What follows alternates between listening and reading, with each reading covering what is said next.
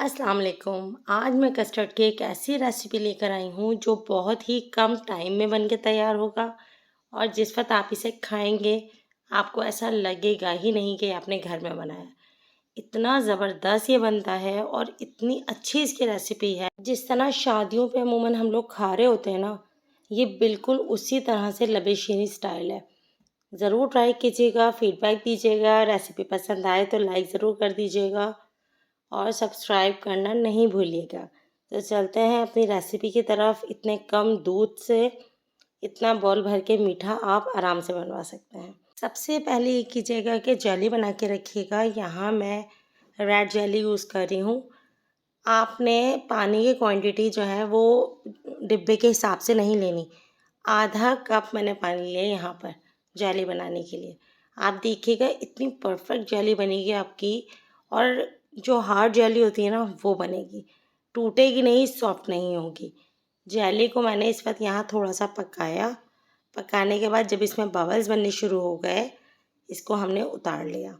दूसरी साइड पर आ जाते हैं। यहाँ मैंने लिया तकरीबन 1.5 गिलास के करीब पानी और इसमें मैंने 1 कप सेवइयाँ ऐड कर दी। सेवइयाँ ज़्यादा इस वक्त मैं डाल रही हूँ क्योंकि मुझे ज़्यादा क्वांटिटी में चाहिए थी, लेकिन यहाँ मैं जो यूज़ करूँगी ना इसकी हाफ़ सेवइयाँ यूज़ करूँगी। कच्ची सेवइयाँ इस वक्त 1 कप है, लेकिन जब ये बॉयल हो जाएंगी तो ये डबल क्वांटिटी में हो जाएंगी। तो बॉयल होने के बाद में 1 कप कस्टर्ड में इस्तेमाल करूँगी। ठीक हो गया। अब हमने क्या करना है कि ये हो गई हैं बॉयल। हमने इसको ड्रेन करना है। इसका जितना भी पानी है वो ड्रेन कर देना है और इसको जिस तरह से मैक्रोनीज़ वगैरह बनाते हैं ना, पानी डालकर उसको थोड़ा सा घी या ऑयल लगा दें, वो करके रख दीजिएगा। आपकी सेवइयाँ चिपकेंगी नहीं। दूसरी साइड पर आ जाते हैं। एक पैन लिया है मैंने और उसमें तकरीबन 2 गिलास के करीब दूध ऐड कर दिया। दूध को बॉईल करने के लिए छोड़ देंगे। जब तक दूध बॉईल हो रहा है हम आ जाते हैं कस्टर्ड की तरफ। 1 कप मैंने दूध निकाल लिया था और इसमें मैंने 4 टेबलस्पून के करीब कस्टर्ड ऐड किया। कस्टर्ड जो है वो मैंने स्ट्रॉबेरी फ्लेवर लिया है। आप चाहें तो कोई भी फ्लेवर आप यूज़ कर सकते हैं, लेकिन इस वक्त मैं स्ट्रॉबेरी का मूड था तो मैंने स्ट्रॉबेरी ले लिया। इसको घोल लीजिएगा बिल्कुल उसी तरह जिस तरह से नॉर्मली कस्टर्ड बनाते वक्त हम घोलते हैं। ये करने के बाद अब हमने जब दूध बॉईल हो जाए तो ये ऐड कर देना है। इसको बहुत ज़्यादा नहीं पकाना। दूध में चीनी मैंने जो डाली है वो 1/4 कप यूज़ की है। आप हस्बे ज़रूरत चीनी डालिएगा। बस ये हमारा रेडी है दूध। अब हमने इस पर डालना है कस्टर्ड। कस्टर्ड डाल के सिर्फ 1 मिनट पकाएंगे, ज़्यादा नहीं पकाएंगे क्योंकि हमने इसकी लेयर्स बनानी ही नहीं है। ये देखें कस्टर्ड आ गया। अब हमने सिर्फ 1 मिनट इसको पकाना है, उसी में ही ये मुनासिब सा गाढ़ा हो जाएगा। 1 मिनट पकाने के बाद आपने फ़ौरन इसको चूल्हे से उतार लेना है। किसी भी ठंडी जगह पर या पंखे के नीचे रख कर आपने इसको ठंडा करना है। बिल्कुल ठंडा हो जाना चाहिए रूम टेम्परेचर पर। इसको साइड कर दीजिए और जेली का काम कर लेते हैं। इसमें कट्स लगा लें जैसे आपको ठीक लगता है वैसे ही। कट्स लगाने के बाद इस वक्त आपको पता नहीं चलेगा कि इसके जो है ना जेली कितनी हार्ड है या कितनी सॉफ्ट है। जिस वक्त आप कस्टर्ड में डालेंगे ना और जब जेली के पीसेस निकल निकल के आएंगे तो आपको पता चलेगा। अरे जी, काम हो गया है यहाँ पर जेली का।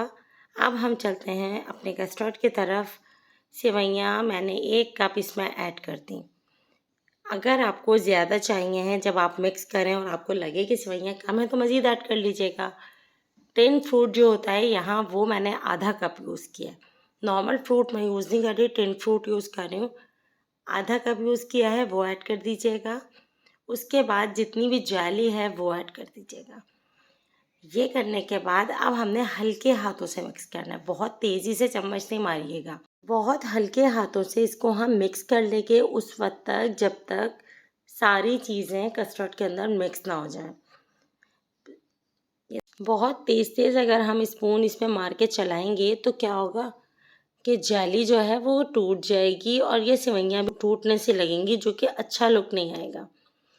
कितनी यमी लग रही है, मिक्स करने से ही पता चल रहा है ये कितनी मज़ेदार है। और ठंडे होने के बाद तो इतना लाजवाब मीठा आपका रेडी होगा कि लोग पहचान ही नहीं पाएंगे कि ये आपने घर में बनाया है, क्योंकि इसमें हमने जो फ्रूट यूज़ किया है वो भी हमने टिन फ्रूट यूज़ किया है। बस डिश आउट कीजिएगा, बिल्कुल चिल्ड करके इसको सर्व कीजिएगा। किसी भी दावत पर, ईद पर, त्योहार पर या मेहमान आ जाएँ तब, या खुद का दिल चाहे तब बनाइए। एंजॉय कीजिए। रेसिपी पसंद आ जाए तो लाइक ज़रूर कीजिएगा। चैनल पर न्यू हो तो सब्सक्राइब कर लीजिएगा, बेल का बटन प्रेस कीजिएगा ताकि मेरी तमाम रेसिपीज़ आप तक पहुँचे। इंशाल्लाह नेक्स्ट रेसिपी में मिलेंगे। अल्लाह हाफ़िज़।